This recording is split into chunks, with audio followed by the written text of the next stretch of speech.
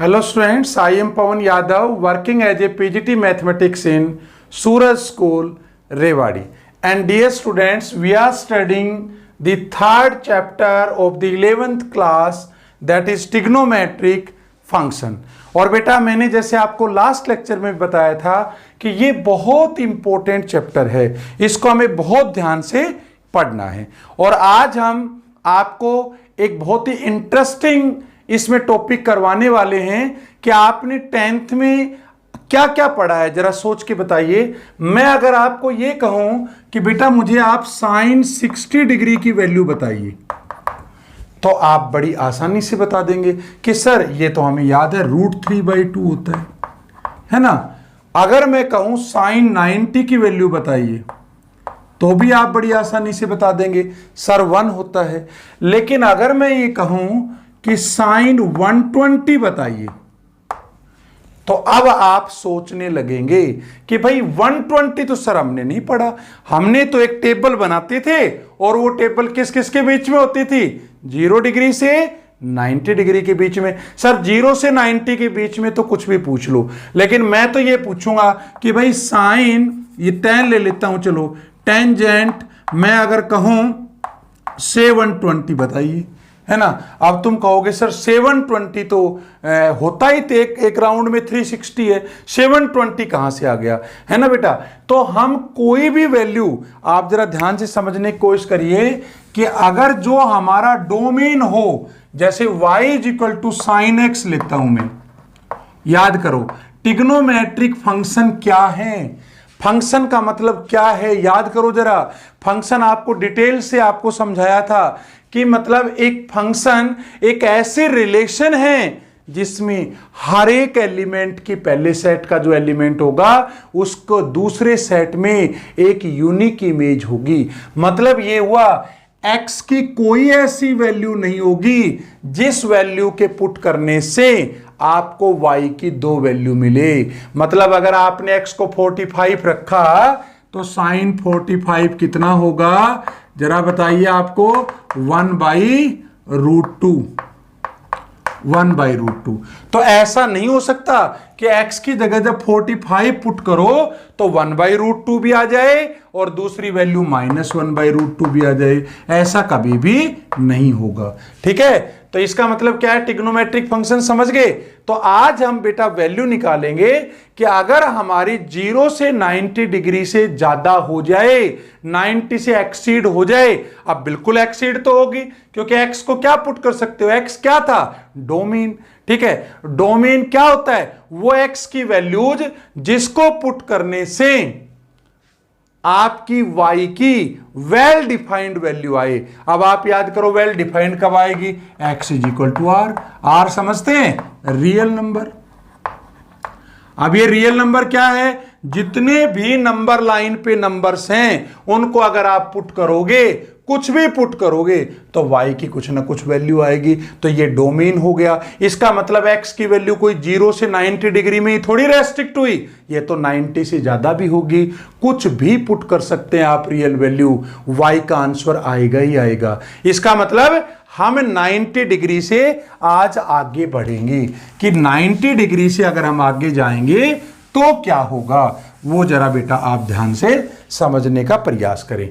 चलो इसको मैं एक सर्कल के माध्यम से आपको समझाता हूं बेटा कि मैं अगर एक यूनिट सर्कल ले लूं, आप समझते हैं ना, यूनिट सर्कल समझते हैं। यूनिट सर्कल का मतलब हुआ बेटा इसका जो रेडियस है मेरा इस पूरे सर्कल का, वो रेडियस क्या है भाई, 1 है। यूनिट सर्कल का मतलब तो यही हुआ कि रेडियस क्या है, 1 है। तो अगर रेडियस 1 लो तो बता सकते हो ये क्या कोऑर्डिनेट होंगे, 1 और 0। बताओ ये क्या कोऑर्डिनेट होंगे, 0 और 1। इसमें तो कोई कंफ्यूजन नहीं होगा। ये क्या कोऑर्डिनेट होंगे, -1 एंड 0। और ये क्या कोऑर्डिनेट होंगे, 0 एंड -1। ये तो आपको पता ही है बेटा, ये x हो गया, ये x' हो गया, ये y हो गया, ये y' हो गया। समझ रहे हैं। अच्छा आप ध्यान से देखो बेटा, ये एक अगर मैं रेफरेंस लाइन लूं, मान लीजिए 0 डिग्री पे है, तो बताओ ये कितना हुआ, 90 डिग्री हुआ। ये तो आप अंदाजा लगा ही लेंगे। 90 को क्या बोलूंगा, इसको मैं π/2 भी बोल सकता हूं। बोल सकता हूं कि नहीं। π/2 का मतलब क्या होता है, 90 डिग्री तो होता है। अच्छा घूम के जब आप यहां आओगे तो इसको बोलो पाई बोल सकता हूं कि नहीं। अरे 180 डिग्री कह दो, चाहे पाई रेडियन कह दो, एक ही मतलब हुआ। अच्छा जब आप यहां पे आओगे तो इसको क्या कहोगे, इसको कहोगे 3π/2। जब आप यहां पे वापस आओगे, ये 270 डिग्री था ना बेटा, 3π/2 कह दो चाहे 270 डिग्री कह दो। अच्छा इसको क्या कहूंगा बताओ, 2π रेडियन कहूंगा। 2π कह दो चाहे 360 कह दो। इसके बाद क्या होगा, फिर राउंड स्टार्ट कर दो। एक राउंड जब कंप्लीट होगा, ध्यान से समझना, तो एक राउंड कंप्लीट होगा तो 2π का एंगल बनेगा, 360 डिग्री का एंगल बनेगा, जो मैंने आपको समझाया।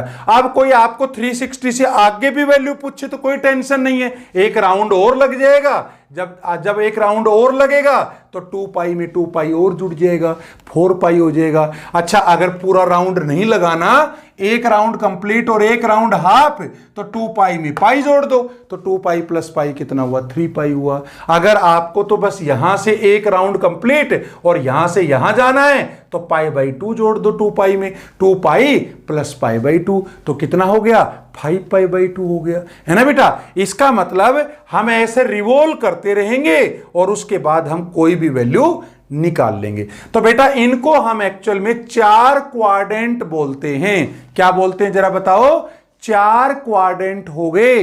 कौन कौन से, ये तो पहला क्वाड्रेंट हो गया, ये तुम्हारा सेकंड क्वाड्रेंट हो गया, ये तुम्हारा थर्ड क्वाड्रेंट हो गया और ये तुम्हारा फोर्थ क्वाड्रेंट हो गया। मैं आपको डिटेल से आगे बताऊंगा, लेकिन हर क्वाड्रेंट कितने डिग्री का है, 90 डिग्री का है। ध्यान से देखो, यहां हमने 0 से स्टार्ट किया था, 0 के बाद कहां पहुंचे, 90 डिग्री पे, फिर 90 से कहां पहुंचे, 180 पे। भाई पाई कह दो और 180 डिग्री कह दो, π/2 कह दो या 90 डिग्री कह दो, 3π/2 कह दो या 270 डिग्री कह दो, 2π कह दो या 360 डिग्री कह दो। समझ आ रही बात। तो देखो 90 फिर 90 फिर 90 और फिर 90, 270 में 90 जोड़ोगे तो 360 होगा। इतनी बात समझ में सभी को आ गई। अच्छा अब मैं क्या करने वाला हूं बेटा, ये एक सर्कल है, तो सर्कल में मैं यहां पे एक पॉइंट मानने वाला हूं। कोई एक मूवेबल पॉइंट ले लिया मैंने, ये पॉइंट यहां से मूव करना स्टार्ट करेगा और ये कहीं भी आपका सरकमफेरेंस पे मूव करेगा इसकी। तो इस पॉइंट को क्या नाम दूंगा, ध्यान से समझना, r cos थीटा और r sin थीटा।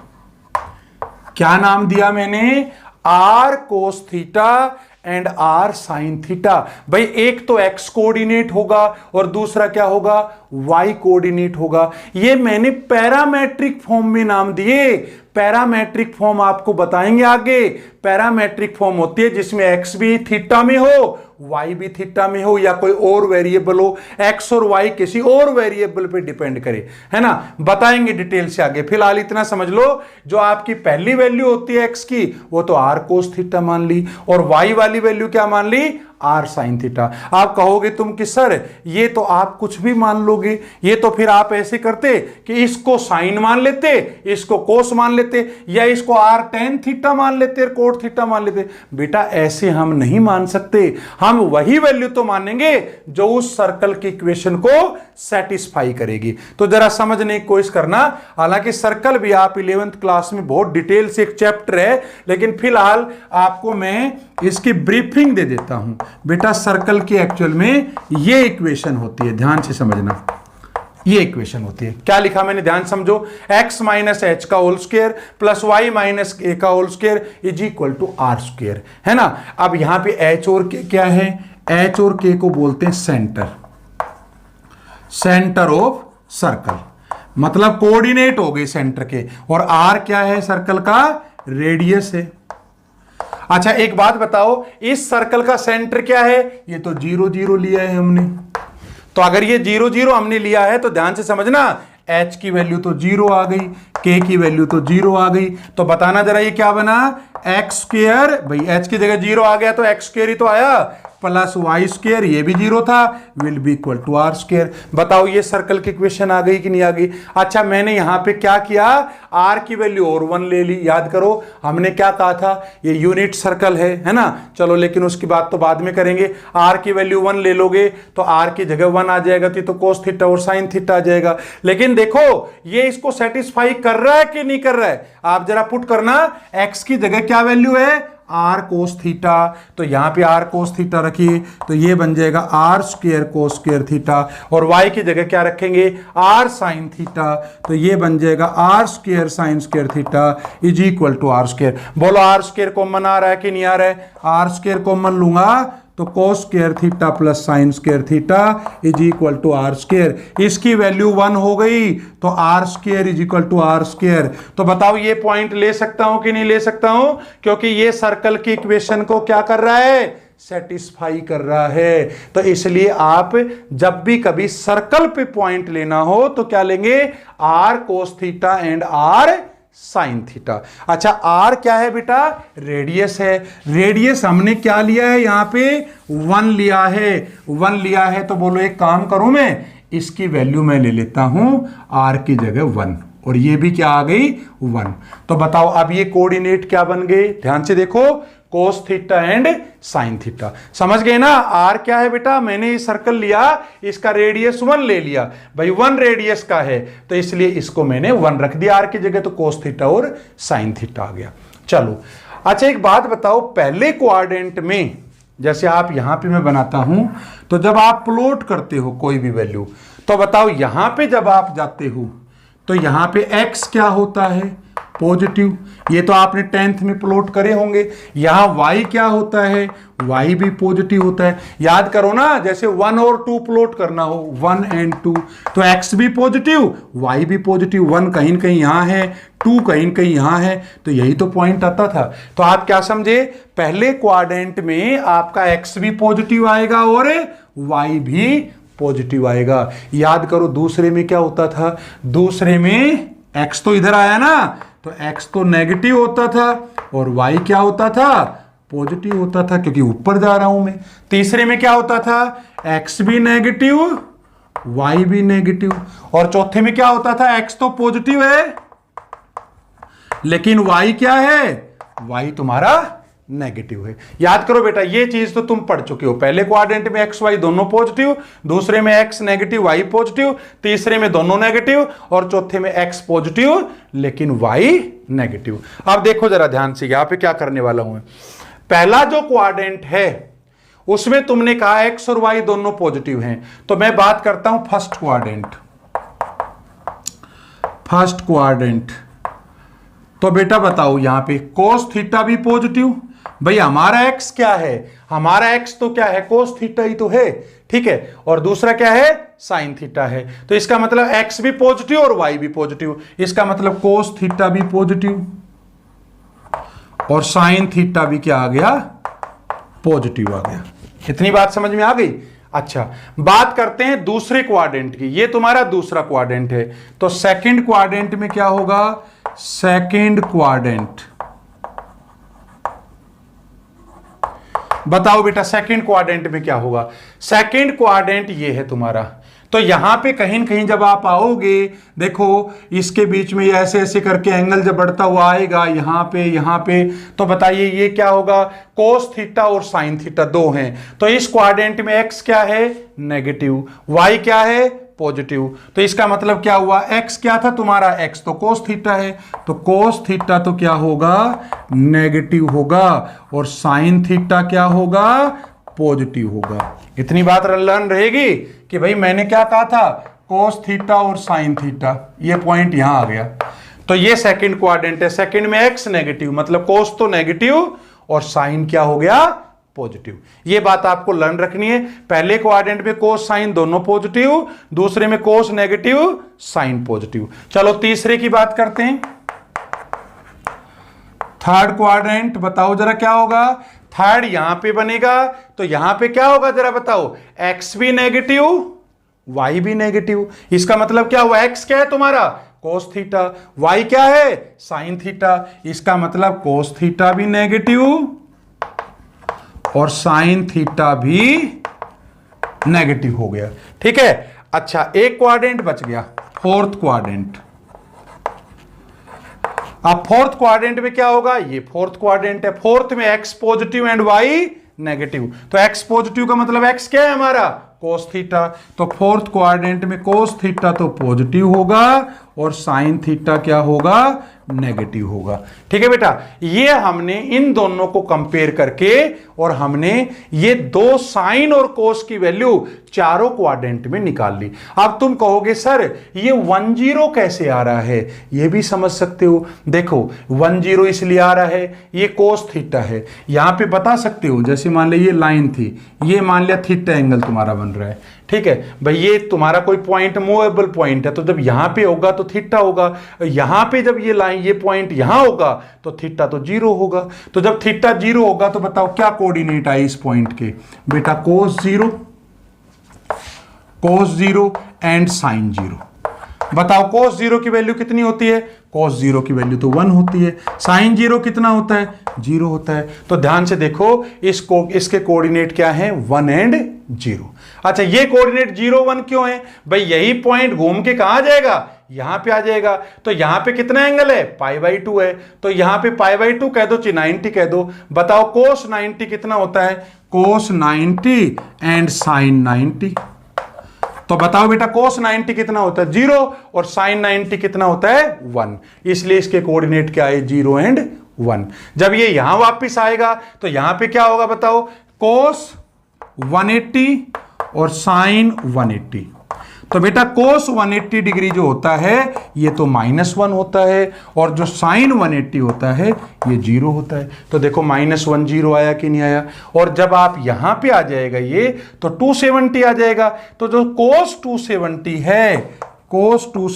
है ये तो तुम्हारा 0 होता है और साइन 270 -1 होता है, इसलिए ये पॉइंट आया। तो हमने क्या कंक्लूड किया कि पहले क्वाड्रेंट में तो दोनों पॉजिटिव, दूसरे में याद कर लीजिए ये, दूसरे में कोस नेगेटिव साइन पॉजिटिव, तीसरे में क्या है जरा बताओ दोनों नेगेटिव, और चौथे में क्या है जरा बताओ कि आपका कोस तो पॉजिटिव है लेकिन साइन नेगेटिव है। इसको आप नोट कर लीजिए क्योंकि इसी के बेस पे मैं अब आपको क्वाड्रेंट सिखाने वाला हूं कि किस क्वाड्रेंट में कौन सी चीज पॉजिटिव है और कौन सी नेगेटिव है। देखो जरा ध्यान से, इसी के बेस पे अब हम फाइनल आपके जो 4 क्वाड्रेंट है ना बेटा वो बना के आपको दिखा देते हैं। देखिए, और ये बहुत इंपॉर्टेंट रहेगा, आपको इसको बहुत ध्यान से समझना है। देखिए ये आपके बेटा 4 क्वाड्रेंट हो गए, कौन से, ये 0 डिग्री हो गया, ये π/2 हो गया, ये पाई हो गया, ये 3π/2 हो गया और ये वापस 2π हो गया। इसको आप 90 डिग्री भी कह सकते हो, इसको आप और 180 डिग्री भी कह सकते हो और 270 डिग्री भी कह सकते हो और 360 डिग्री भी कह सकते हो। ये पहला क्वाड्रेंट है, ये सेकंड क्वाड्रेंट है, ये थर्ड था, ये फोर्थ है ना बेटा। अब ध्यान से देखो, पहले क्वाड्रेंट में क्या है, ऑल टी रेशियोज, मतलब मैं कह सकता हूं sine cos tan cot secant and cosecant all are positive. ध्यान से समझना बेटा, सारे के सारे क्या होंगे पॉजिटिव होंगे। कौन से क्वाड्रेंट में, पहले में। याद करो क्यों पॉजिटिव होंगे, आपने 10वीं में पढ़ी थी ना टेबल, उस टेबल में 0 से 90 डिग्री के बीच में सारे पॉजिटिव हैं। अच्छा एक बात सोचो, हमने अभी जब निकाला था तो पहले क्वाड्रेंट को याद करो क्या क्या था, साइन भी पॉजिटिव था और कोस भी पॉजिटिव था। फर्स्ट में क्या बताया था, कोस भी पॉजिटिव, दूसरा साइन भी पॉजिटिव। अच्छा ये दोनों जब पॉजिटिव होंगे तो जब साइन भी पॉजिटिव और कोस भी, तो इनके रेसिप्रोकल भी पॉजिटिव होंगे।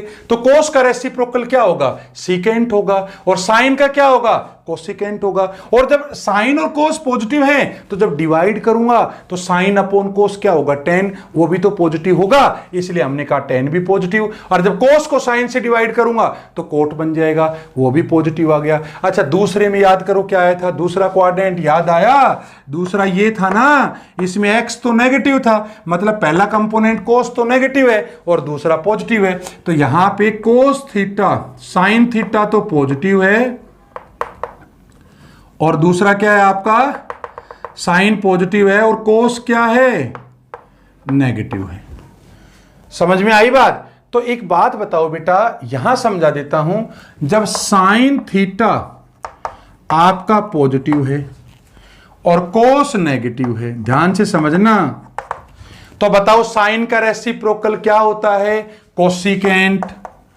तो कोसिकेंट थीटा क्या होगा, पॉजिटिव होगा। अरे जब साइन पॉजिटिव है तो उसका रेसिप्रोकल करूंगा तो पॉजिटिव तो आएगा, कोस नेगेटिव है तो कोस का रेसिप्रोकल क्या होगा, सीकेंट, वो भी नेगेटिव आएगा। अच्छा जब डिवाइड करोगे साइन पॉजिटिव और कोस नेगेटिव, तो डिवाइड करोगे तो टेन क्या होगा, नेगेटिव, और कोट भी क्या होगा, नेगेटिव होगा।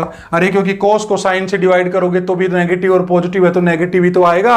तो आप ऐसे कह सकते हो कि इसमें दो पॉजिटिव हैं बस। क्या क्या पॉजिटिव हैं, एक तो साइन पॉजिटिव है और एक साइन का रेसिप्रोकल क्या है, कोसिकेंट। तो साइन थीटा और कोसिकेंट थीटा तो पॉजिटिव है, समझ गए कि नहीं समझ गए, साइन और कोसिकेंट